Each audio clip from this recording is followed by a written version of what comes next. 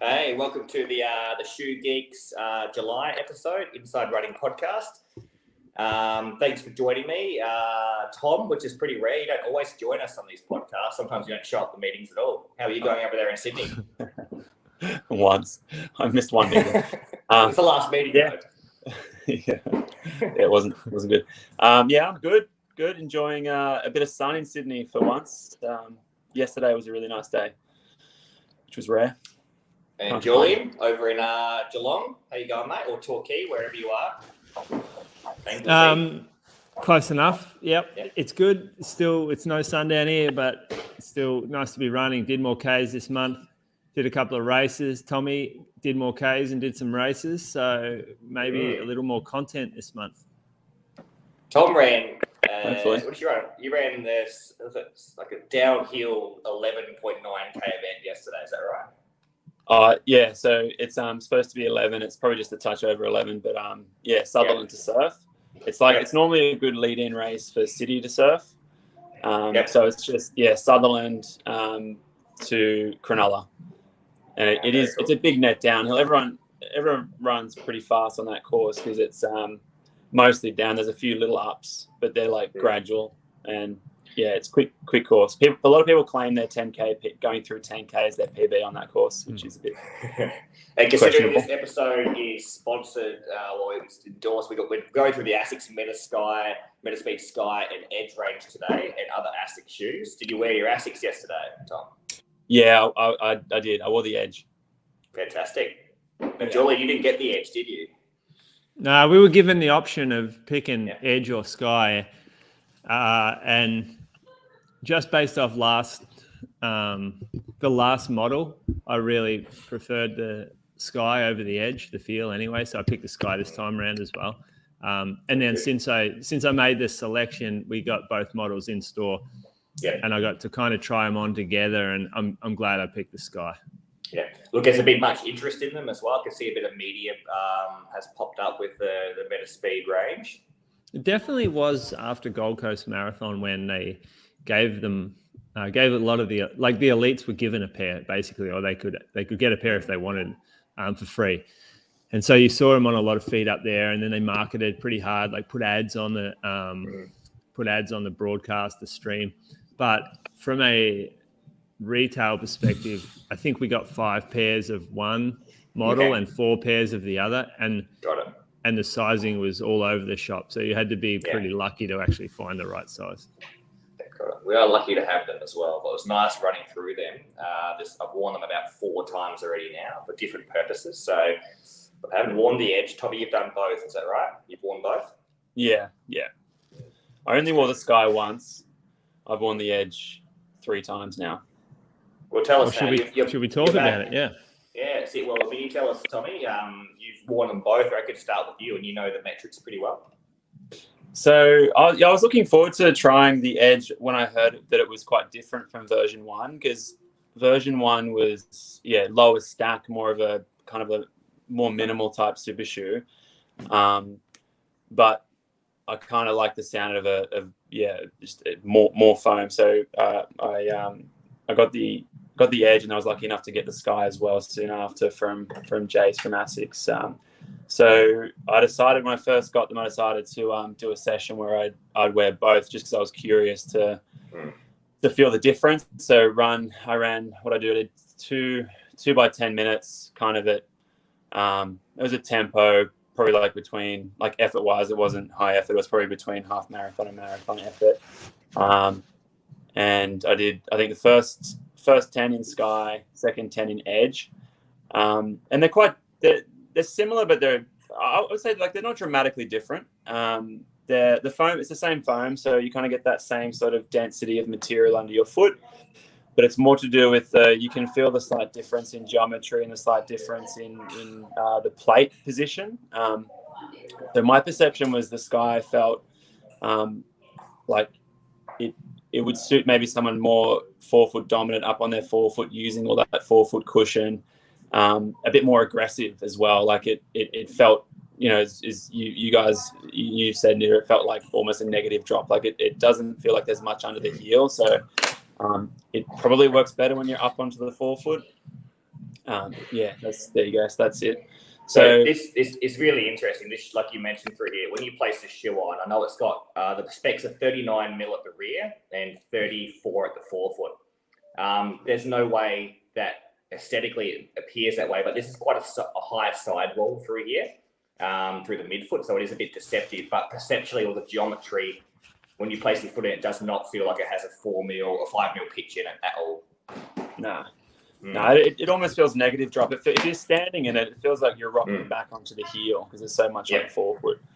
And so compared to the Sky version 1, the main difference that I felt was the plate. I could feel, I knew the tech specs going in was different in terms of the plate position, but I could definitely feel it. So the plate, instead of like most of the super shoes where the plate dips like a spoon into the forefoot closer to the ground, it sits flatter and closer. Do you want to show on the shoe, Mike, the plate position? It kind of just follows that line closer. Yeah, it follows this line quite high up on the shoe, whereas the edge gets to around about maybe here and it starts dipping quite low to the base. So, but this one's quite high.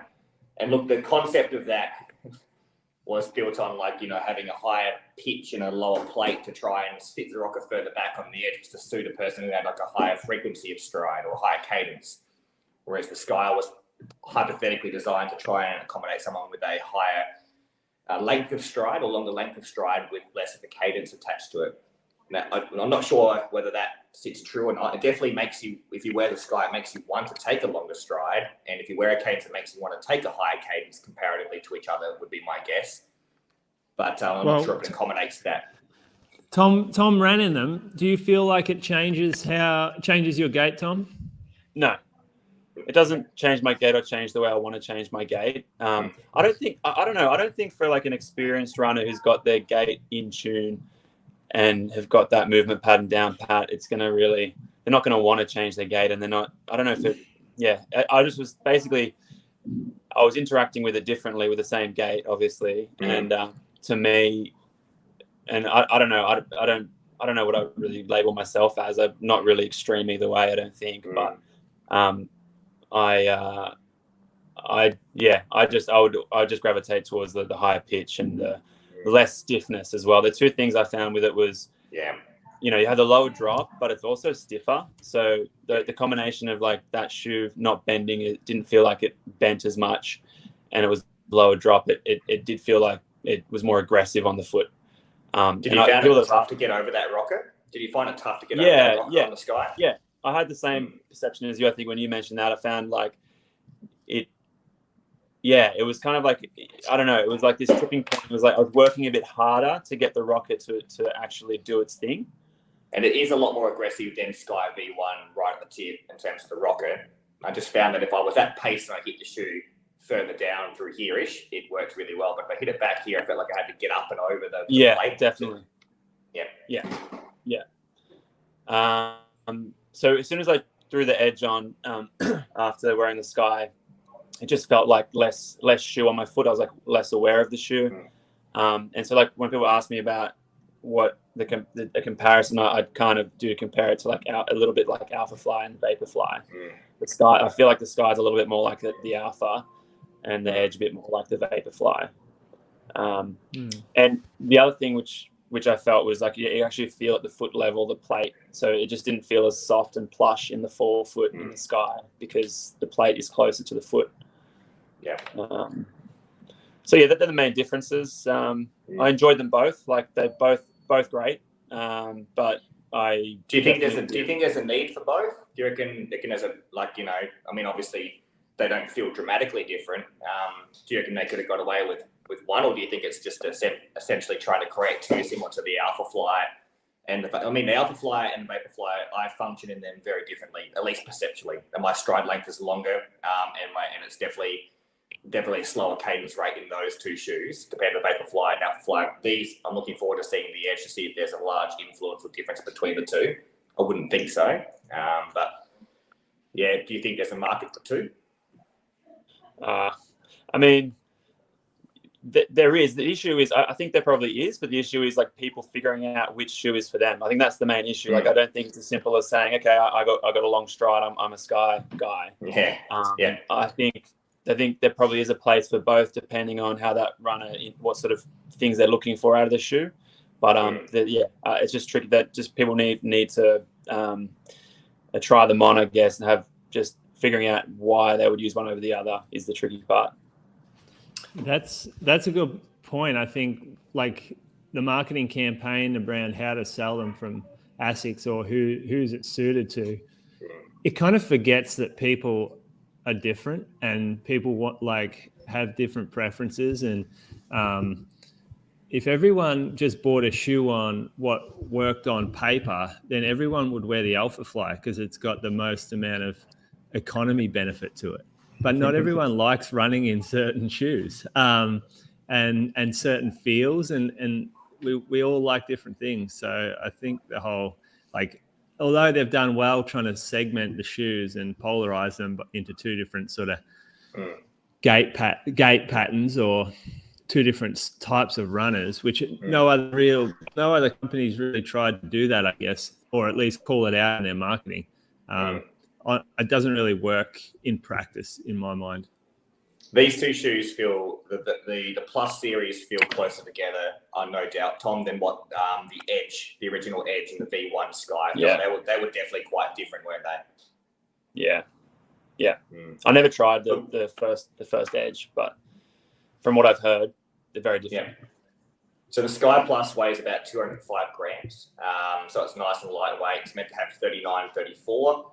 The plate being high is interesting. I remember doing a longer workout for about 25 minutes in it, and I felt the plate more at the end of the workout than I did at the start of the workout. And you know how your metatarsals sit in a bit of a parabola, for example. Mine sort of sit in a bit of a relatively concave parabola. So I felt like heating up under the second or third metatarsal in where the plate sat quite high. So for a long duration, I know I would feel that after even more time as well. So when you're walking, it feels quite stiff. When you hit the ground hard, it felt relatively responsive and cushioned. So consequently, I found the Sky to be much better running close to 3-minute K pace for my 1K reps, and I did say running 3:20 pace. I felt like I sort of had to work hard to get over the rocket.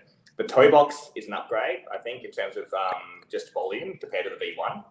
It's got a better fit, and look, it's just a pretty aggressive shoe. I found. I think I'm not quite strong enough to wear that shoe for a long time frame. I think that's probably part of the puzzle. If I weighed a bit less and probably a little bit stronger in carbs, I could wear the Sky Plus for a half marathon plus. But look, I put a 9mm heel pitch in the shoe and it felt level when I was standing. So it feels like it runs off a negative drop, and I'm looking forward to trying the Edge more so for training, the Edge Plus.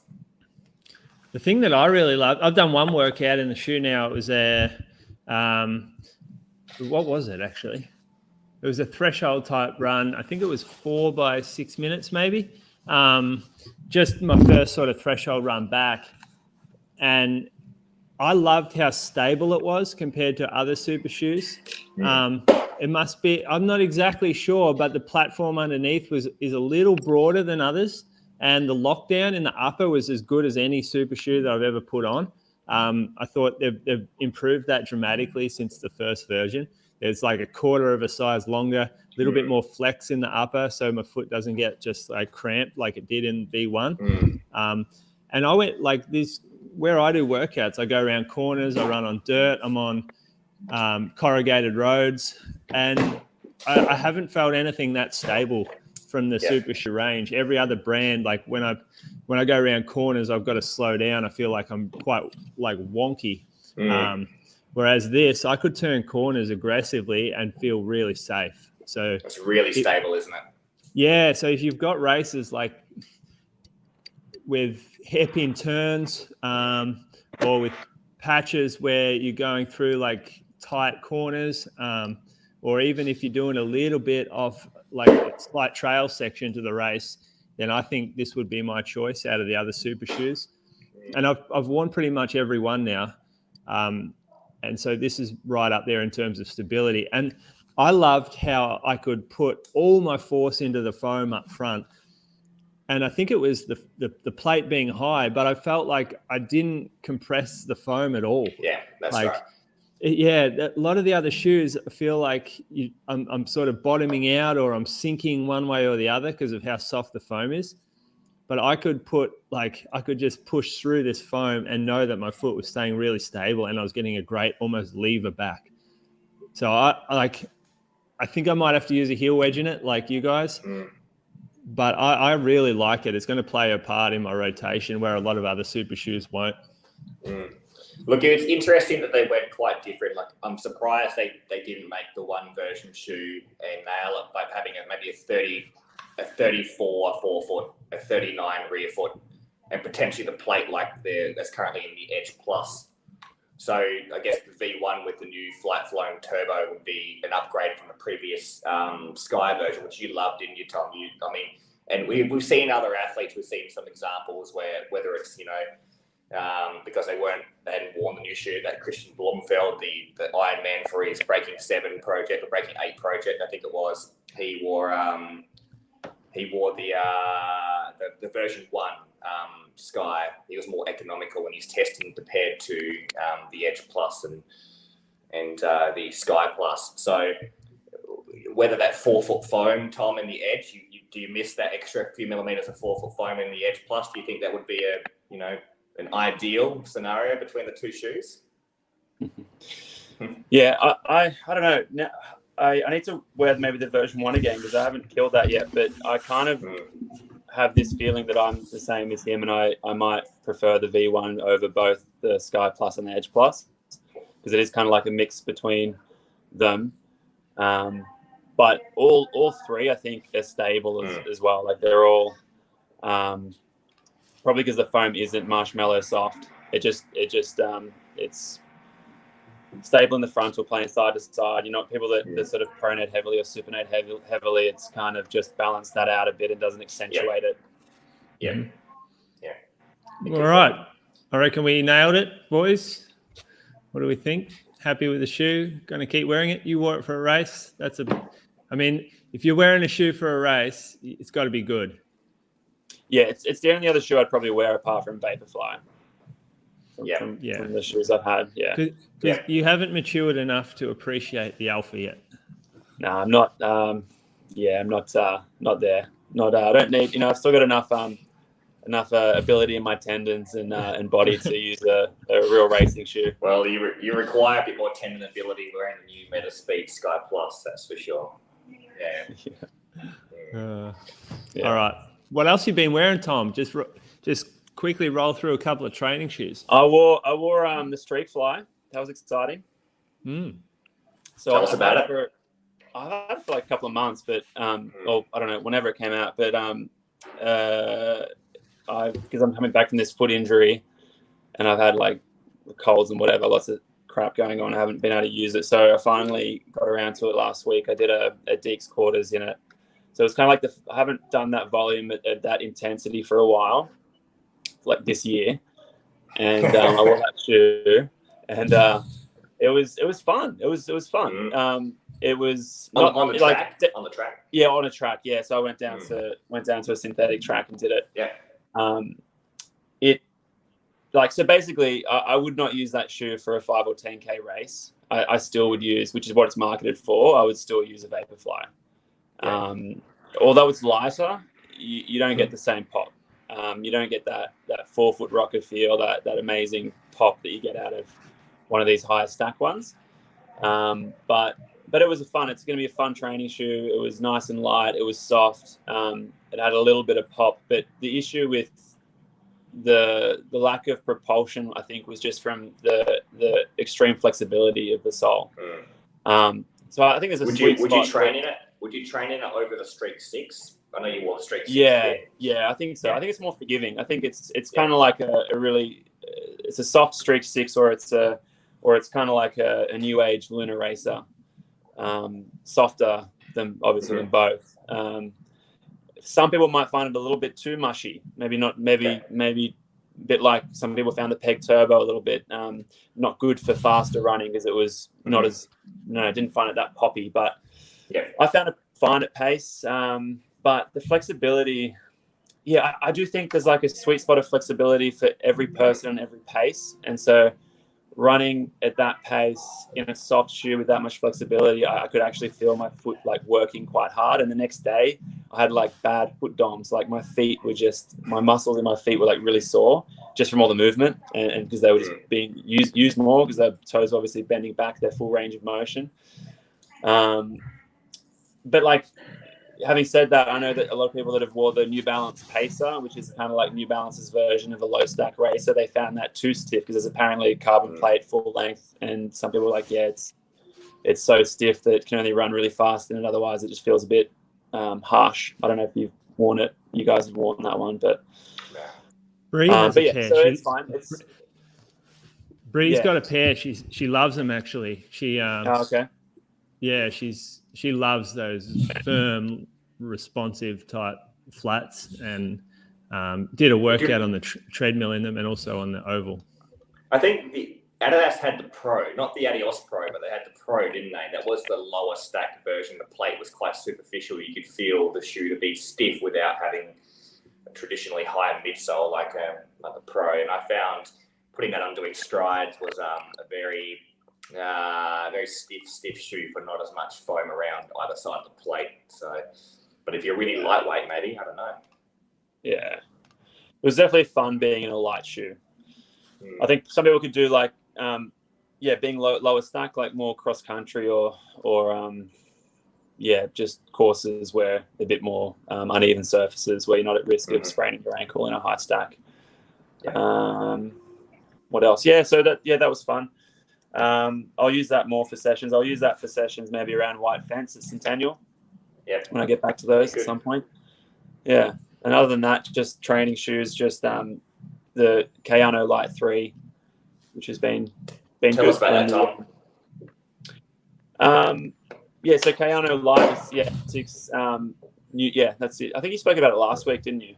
I did briefly. I hadn't truly worn it much yet. It's got the flight foam midsole, quite firm. The lacing system's gone. The Asics have sort of taken this little waffle type lacing system. The upper's really nice fit. Quite a large surface area on the base. It's really stable. Look, it was firm. I think the next shoe we talk about, which you run in, Tom, as well, is quite polarizing to it from Asics as a training shoe. But look, this is. I don't actually find it that firm. I reckon you just bottom it out. You crush the foam till it bottoms out, and then it feels firm. Maybe. Yeah, the forefoot felt firm to me within 10 minutes of running in it. So. Yeah. I reckon that shoe to me probably has one of the best training uppers I've ever worn. I love the upper on that shoe. Yeah. Everything about it. It's a really, really nice upper. But the midsole, I don't know, like it's just not going to be durable. Like it's so soft that I do think within a run, towards the end of the run, it does feel like it starts to bottom out a bit. And it's probably going to stay compressed as that shoe wears after 200 or 300K. So I think I've been enjoying that shoe, but I know that there's, like with some other recent models, there may be some durability issues with that. So. Yeah. But look, if there's going to be durability issues, the shoe should be at least fun, in my opinion. And you've worn this a few times, Tom, but this, correct me if I'm wrong, Julie, this is a Nova Blast 3. It gets released in September-ish, is that right? I'm not exactly sure, to be honest. I heard August. The date of it. Yeah, don't know. Well, I'll talk some specs on this shoe. This is the Nova Blast 3. It's about 250 grams for a size 9. It runs off, it's interesting, it's meant to be about 31 millimeters at the rear foot and 23 at the forefoot. But when you include the sock liner and the outsole, it's 38 and 30 mils. So an 8 mil pitch. The upper is really thin, lightweight upper, breathable. But the magic in this shoe is the Flight Foam Blast Plus. It's light, it's responsive. It's compared to, I'd say, the second version of the Nova Blast, it's probably around about maybe 10% lighter, you reckon? Overall, I can't remember what the weight of the Nova Blast 2 was, but I thought the foam would bottom out. But I've taken it for up to 70 minutes so far, and it does not bottom out under the forefoot. It's really responsive. And it being lighter means you can pick the pace up. I don't want to call it yet, but I reckon this will be one of the most versatile training shoes. It's definitely the most enjoyable ASICS training shoe I've ever worn, full stop. And it's not surprisingly unstable. I thought that the second version became very stable compared to the first version because the midsoles in the first version had very much like large concavities at the rear foot, so you could compress it laterally immediately a lot more. This has the same geometry as the second version, and there's the side walls through here of the midsole have all been filled in. So it feels relatively stable, but because the foam's a little bit more compliant than the second version, the stability probably sits between version 1 and version 2. But look, this is a really enjoyable shoe, and I've already worn it for, I think, maybe 60, 70 Ks on varying terrains. And yeah, like in terms of, I've had a love-hate relationship with some of the mileage shoes and ASICS for the long time. This I bottom out and I find firm, and this I find almost ideal. So just how I interact with this particular shoe on the ground is just so different. It's Good. yeah. Sounds I've like only done one run in it, and it was very enjoyable. Very. It's I loved version 1. It was a little bit unstable, but it was light and poppy. But this is taking it to the next level. Like it's probably lighter than version 1. It's at least as poppy, if not poppier. And it's stable. Like it feels pretty stable. So they've got this awesome mix going on in that shoe. Like it's fun. I'm looking forward to doing more in that in the Nova 3. And look, you touched on it as well, didn't you? You sort of said that, perhaps this will have durability issues. Perhaps it's built for a good time, not a long time. But I would happily buy that shoe again after 200 kilometers, I reckon, and pay the full dollars for it because it is an amazing shoe. So I think it was, and it looks nice as well. It's a well-designed shoe in terms of aesthetics. So you haven't worn the Nova 3 yet, have you, Julian? And I think the market doesn't come out till about September-ish either, which means listeners will have to just be pending. Yeah. No, I don't get sent the shoes that you boys get sent, unfortunately. We've discussed this before. You two have a much bigger influence on selling shoes than I do. So the Nova, like the Nova Blast 3 wasn't ordered by the previous owners of the running company in Geelong, and so it looks like our store will miss out on them. I'm trying very hard to get some for the store, but ASICS don't really order more stock than their store's orders, so there's no like backup stock or anything like that. And every week I send an email to my ASICS man and say, "Have you found any yet?" Because I really want them. So for us it'll be like the previous. We'll see how we go. I'm not sure when they land. Everything's delayed right now, so even if there was an official date on it, it probably gets pushed out. So what have you been wearing, Julian? Yeah. I saw you've raced. You're back into running your marathon pace for at least 6Ks. Yeah, well, yeah. Felt harder than it was a marathon effort.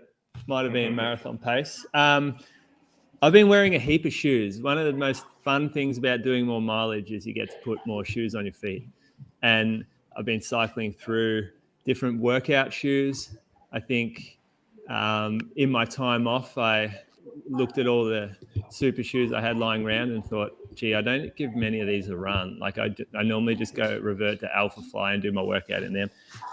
So I've done a workout in the Adidas Adios Pro 2 that I had sitting around.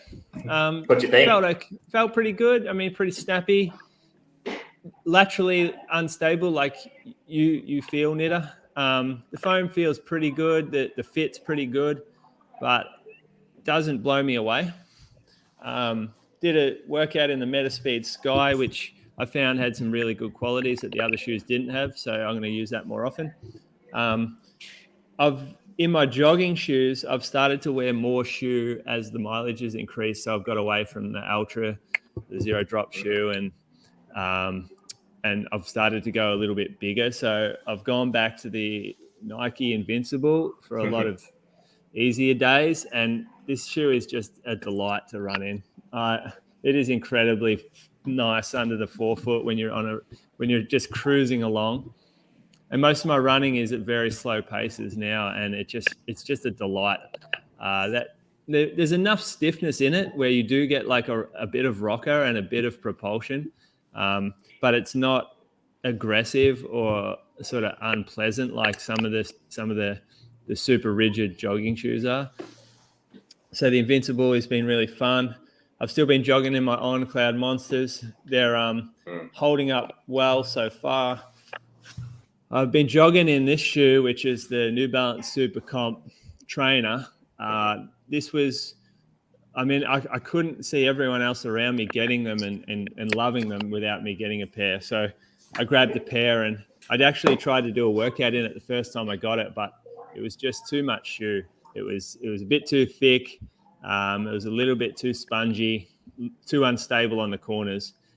But I've been loving doing some easy jogs in these. It takes funny, me a little Julian, you showing pictures of your outsoles and me as well, showing a little bit of dirt on the outsole. I don't think I've ever seen Tom have dirt on any outsoles living in Sydney, ever. No, not when you pick out the concrete. You especially head to the concrete. I love concrete. You can feel the shoes more. But yeah, that's my lineup. We got some new stuff come in the store lately. I might as well mention we got Glycerin 20, Glycerin 20 GTS. We have, what else has dropped in? The Hoka Mach 5's been a really good shoe. Way more cushioned, way more fun than the version 4. So that's been pretty nice. We got the Bondi 8 has just dropped. So that's a little different. Still pretty stiff? Yeah, it's still pretty stiff. It's going to have the same capacity to unload like the last one, but the fit is different. It's tighter, it's shallower. Yeah. So you got to be careful there. Yeah. What else has dropped that's sort of new? The Invincible 2. Yeah, Invincible 2. Is that just an upper update? Just an upper update, yeah. So it's a little bit more accommodating. That's probably the main thing. If you've got a little bit more of a broader foot, it seems to fit better. What was that? Did you say Invincible 2? Yeah, Invincible 2. I had them both on, and I ended up like picking the older version just to get it out of the store, but I didn't notice much difference, just a little bit looser in the second version. Did you get out for the long run this week, Julian? Oh yeah, long run. So what shoes were out yesterday? We've got a pair of New Balance Moors. New Balance Moors for someone with Achilles issues, because it has the best heel cup in the business for taking pressure off an Achilles. If you ever like have pressure related issues with the Achilles, the Moor is great. What else is there? What else is on the long run? Got a pair of Vomeros. What was? But Vomero, the 15. The 16, the Nike Vomero 16. Yep. Let me think. You still got heaps of Triumph out there? Heaps of Triumphs running around? There was a Triumph out there yesterday. One Triumph. I'm just trying to think of the other shoe. We on the trails? No, there was two Vomero 16s out there. Interesting. Wow. Yeah. I don't see many of those floating about. No. I mean, they're a solid. Yeah. He didn't get that, I don't think so. No, sorry, didn't get it. It went over his head. Just because you don't run with anyone, Tom. Oh, yeah, no. I don't have any friends. And then it's my week for the Hall of Fame shoes. So I'll give that out now. So do you want to have a guess? You have a guess, Tom? What do you got? Oh, something weird. I don't know. What's he got? It's not going to be the... Have we already got... Oh, you already said the Zoom Elite, didn't you? No, I don't know. What do you reckon? I reckon Vomero 12. Oh, yeah. No, not yet. It's the Saucony Triumph Iso 2. So it might seem a bit eclectic, but this shoe here, this was up there with like, I'm just going to dump him. I'm going to dump him in the group to have a look at now. But this was up there with my favorite shoe of all time. It was one of the first neutral shoes that I ever wore without, as I was transitioning across from always being a support shoe wearer. Mm-hmm. And I think it was one of the first neutral shoes that had aspects of stability to it. So it got stability from a geometry perspective and high stack. There you go. So Nita's got it up. So higher stack as well. Like we weren't doing a lot of high stack back then, outside of Hocker. Look at that color code, Julian. Yeah, no, I like that color. And the flex grooves. So underneath the flex, like it was quite a flexible forefoot, with a more rigid heel. Yeah, so you can see those lines. So you can see the breakup between the back and the front. Like this was just a smart shoe. And you could get a lot of Ks in it. It was also one of the first shoes to go broad platform. So, like, it was an innovator. Without it, it doesn't get. It was a neutral with a wide surface area, wasn't it? It was, yeah. It was about 2014, I reckon. Okay. It also coincided with like when I started running mileage consistently, and so it's got a correlation with me getting finally fit or better at running. And, look, I got to ask this because this whole Hall of Fame thing means that the population have to relate to the shoe. Tom, do you think this is like is this a global Hall of Fame shoe? You reckon? It's a very personal. Should this be in the list, or this is just Julian's really good experience with the shoe makes it to a list because he's had a good experience with it? Yeah, this is a nice little personal one here. I don't know. I wonder how many people would actually remember running in this shoe. That's good. Yeah, no. I like this. We sold this shoe so well. We had people coming back for years asking about it. You Nike fanboys, like you don't branch out enough, and this brand doesn't get enough credit for the innovations that it dishes out. So I'm giving it some love. Look, they've got some really good stuff coming out, as you would know, in the near future. Saucony, I'm excited for what's coming out for them. I mean, I reckon they've done really well with their endorphin range. That gets better by the looks of it. Yeah. Plenty more to talk about from that company. Should be next month. We see a lot of that stuff drop. Look, hopefully for the listeners, we get a guest on next time. We won't give anything away. I've emailed the guest. I think he seems pretty enthusiastic. So we're just going to get the time zones correct in relation to getting this person on. So yeah, it should be fun. Point of difference. We haven't had a guest for a while. But I think listening to the boys now running more, we can cover some good stuff anyway. We certainly talk about shoes a lot more often, like for longer when we've been running. True. How long's this gone for? 37 minutes, not too long. So, no. What do you got coming up, Tommy? Not a lot, really. I'm still tossing out whether I can get fit enough for Melbourne, but we'll see. I would love to do what? Melbourne Marathon. That's 11 weeks away, big fella. Yeah. You're pretty fit already, Tom. I did a steep ramp up. And now you've got the wife back as well, so she's you've got less duties at home, or I don't know, more duties at home. I don't know if that means more or less. More duties. Yeah, that's true. Actually, I probably got more duties now she's back.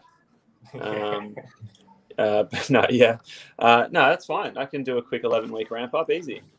What about you, Julian? You going to run something in Melbourne? Maybe the 10K? Or nah.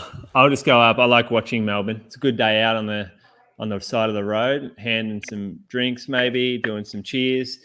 I got Bandura cross country this weekend, so back in spikes. Ouch. Yep, 10K. No, I think it's okay. The ground's so soft. When the ground's so soft, you don't get those calf issues because you just sink anyway. Dragonfly, nice. Oh, I have some New Balance cross country spikes, those pink ones. I forget what they're called. Yeah. But I'll take both up. And we'll just see which one feels best. Well, think about the 10K. I'm going to run the 10K in Melbourne. We booked our flights already to visit a couple of friends. So I haven't run the Melbourne Festival before. I've seen it, but I've never run it. 10K is no good, mate. No. But look, I can't run a half yet. I'm still too useless for the half marathon. Didn't they? For last year, there was they were running on little footpaths and all sorts. I saw that. No, maybe it's different. Yeah. Maybe it's a good event. It's a good fest. It is a good event though. Good vibe. It's a good day. We might be able to catch up for that one then, perhaps. Julian decides to race as well. Or you'll be there anyway. You'll have plenty of I'll be up there. I'm always up there. You're always up there. Yeah. Love it up there.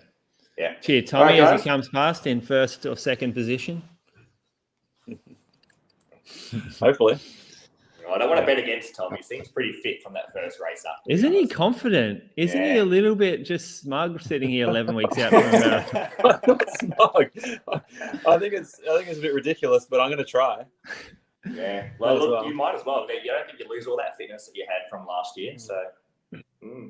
No, I'm old. So I've got a bank of aerobic conditioning in these blood vessels. So I'm just banking on some quick, sharp sessions, getting me ready for something.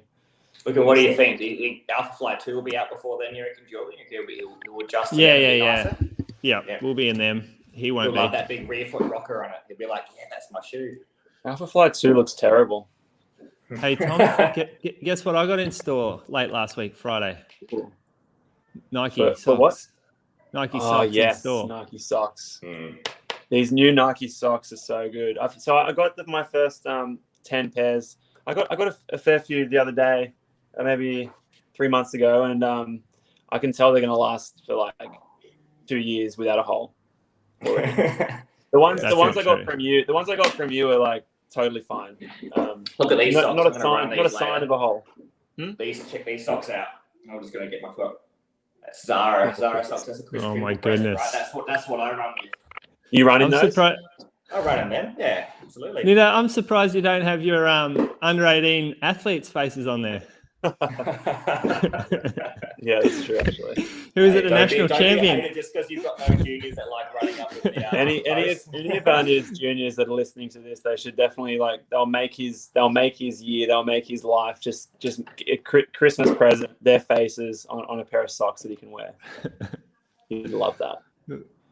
Well, I need more running socks. All right, guys. We're going to get over to watch the athletics on SBS. It's on now. Yeah. Let's do it. Yeah. See ya. All right, guys. All right. See you later. See you guys.